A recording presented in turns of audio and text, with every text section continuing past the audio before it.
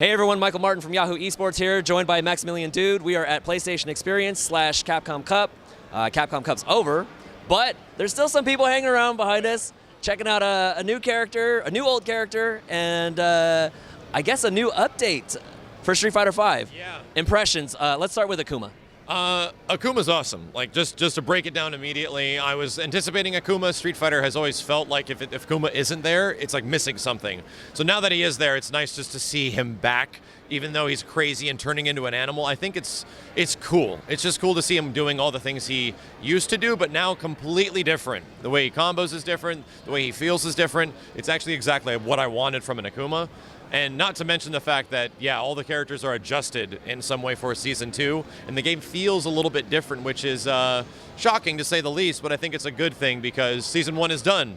Knuckle Doo is the best. Like, that is concluded. Let's take Street Fighter V to a new avenue, and that seems to be what they're doing.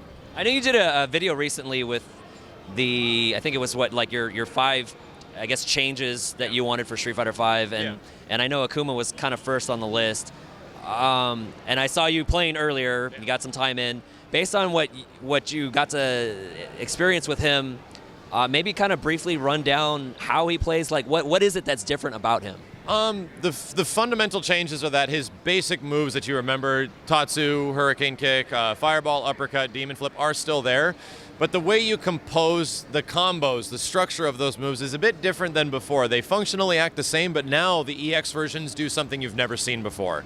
The way his combo structure still works from previous games, his bread and butters, but now he has these things where you can Demon Flip up into the air and continue juggling. His V skill is something he's never actually done before, which is a counter that you can send into a launcher.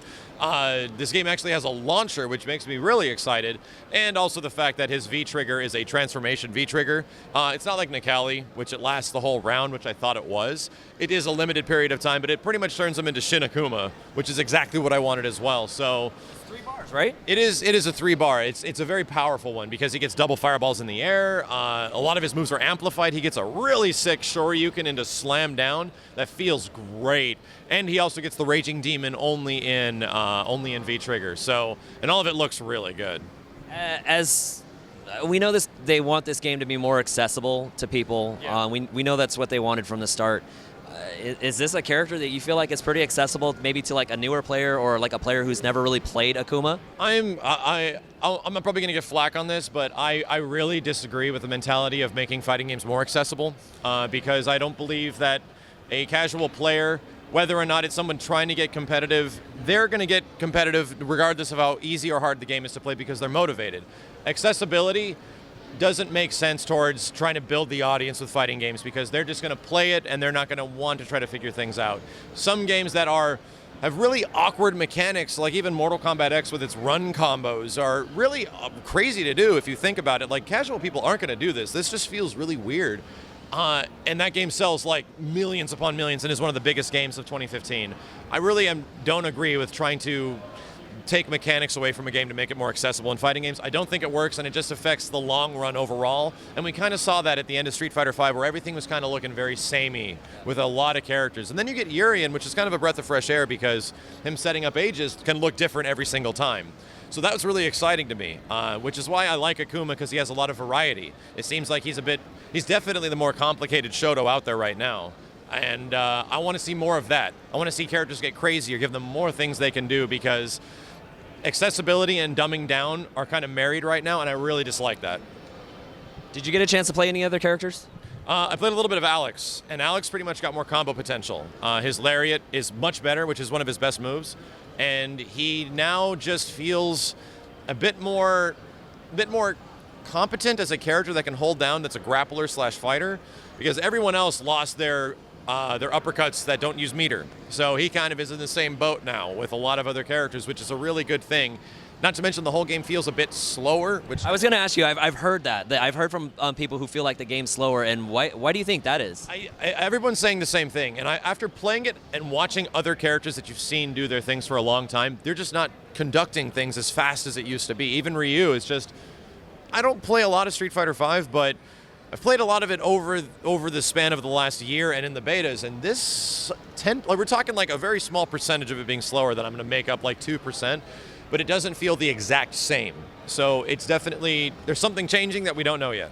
Obviously, top players are going to adjust, right? Like you talked about motivation, they're going to adjust. To me, it's going to be interesting to see how, like, say, NuckleDo, who just won Capcom Cup, right? What is this? I don't even know what this is. We just saw NuckleDo win Capcom Cup with a character that is kind of divisive, right? Oh, absolutely. And that character, like every other character, has experienced some changes. NuckleDo is probably a bad example. I think that guy can pick up any character and really excel with it. But do you feel like in general the top players or even just the competitive scene in general will adapt quickly with these updates? Absolutely. I mean, the biggest thing is that Street Fighter has the biggest backing of any competitive fighting game out there right now. And the audience will follow. They might have issues at the start because I've even talked about this in a video just recently, specifically talking about how updates are important for fighting games. Like they keep people coming back to it. And as long as there's a new audience coming back, there's a chance for them to stay. And that is really important. People are going to see this stuff happening with Street Fighter V and then be curious to jump back into it. And the more people that are online that can actually even out the ranks to give you a chance to go up against maybe another bronze instead of randomly hitting a gold, that's very important to fill out the amount of people that are playing. Because the competitive guys will figure it out. They might switch characters. That's not the end of the world. But you're talking about a small percentage of competitive people to a very large percentage of people that could possibly get back into the game through making some changes or adding some characters. Two more questions for you. As I sit here thinking about this, you mentioned that, and I know you've played the game a lot. You played it a lot early, especially in the beta. Yeah. I've heard you on your stream actually talk about that recently, that you hadn't played it in a while. Yeah. Does this get Max back in? Like, what? How do you? There's been a couple of things that have given me motivation to jump back into Street Fighter V because I felt kind of the fatigue a lot of people were talking about at the end of this season 1. I felt it kind of when the game came out. I kind of felt that after playing so many of the betas that I was like, okay, well, I feel like I just got to get better at footsies and spacing, and that's about it, and matchups. But now there's a couple of things that motivated me, like Alex's nostalgia costume, which is his Third Strike outfit. I'd love to play as that, and I want to see that in the game. That'll get me playing Alex. Akuma is genuinely fun. How much I'll continue to play him, I don't know. I'm hoping they add like a Cyber Akuma outfit or something ridiculous. But those things will get me back to playing the game. Is it going to keep me playing? It really depends on how much fun I have. Urien I liked. I think he's cool, but I definitely felt I got to drop 3 weeks into this character to actually make him good. And we've actually seen that. It's taken some players quite a bit of time to make him good. So it's a game that definitely can captivate me once again. There's other fighting games that I'm definitely looking forward to that I think are kind of more exciting than Street Fighter V, but I see why the audience is there for SF5, why people like it, because it focuses everything down to the core elements of footsies, spacing, matchups. That is the huge part of SF5. And a lot of people like that. A lot of people like that simplicity. Last question. We talked about Marvel and Marvel vs. Capcom Infinite, and I'm actually curious to hear what you think about what, Street Fighter V had its ups and downs. Look, I love the game. They know it. Capcom knows it. I love the game. I love the Pro Tour, but it's had its ups and downs this year. And to me, it's a little surprising that they're introducing a new game, given that, they still sort of almost need to clean up this mess a little bit with Street Fighter V. Yeah. So I'm curious to know what you think. How does Marvel affect Street Fighter V, and the community? I feel that there's always going to be a pairing. There's always going to be people in both that'll play both, but the Street Fighter community has always been generally different than the competitive community that plays Marvel. Like the type of people make fun of them, they're Marvel players. I can't respect what you're saying because you're a Marvel player. That has always been around. So I don't think it really will have an impact. I think Street Fighter, no matter where it is always going to carry its community. The community is always going to carry the game and always have high numbers in competitive aspects. Regardless of how the game sold or was perceived, they're always going to be there, and it obviously shows with Street Fighter V. While Marvel's a game that's community might not be as big competitively, but it definitely has a bigger aspect of everybody's playing this crazy game. It's got the casual market audience.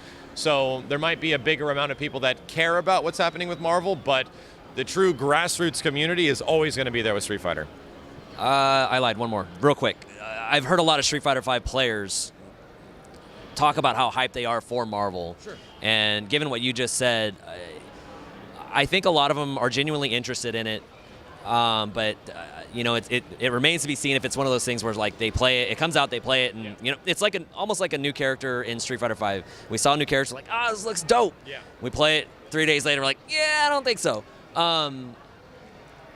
I don't know. Do you feel like there's going to be a little bit more, like you just talked about how that there was that divide a little bit, but do you think there might be a little more crossover? I think just in general with Street Fighter V, there's only so much exploration aspect until you kind of figure out what a character can do. You optimize your combos. The combos aren't hard, and then you just apply them in situations, and you just get familiar with those situations. Like, that is SF5, so it's kind of lost a huge aspect of it being crazy. Like, it's not crazy. Like, games like Marvel are crazy. The possibilities are like technically endless in Ultimate Marvel 3, even as well as the older games. Things get nuts. And I think that aspect is what gets people excited. Since SF5 is completely the polar opposite. It's about rooted, grassroots, footsies type gameplay. Marvel games are nuts. And it's the polar opposite, and I think that's what has people excited, because having multiple options in terms of the Capcom side is good.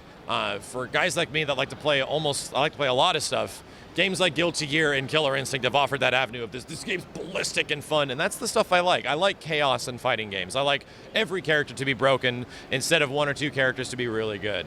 So that element, I think, appeals to a lot of people, and that's why Marvel's always going to pull people back in. Max, thank you for being gracious with your time. I'm Michael Martin, and this is Yahoo Esports.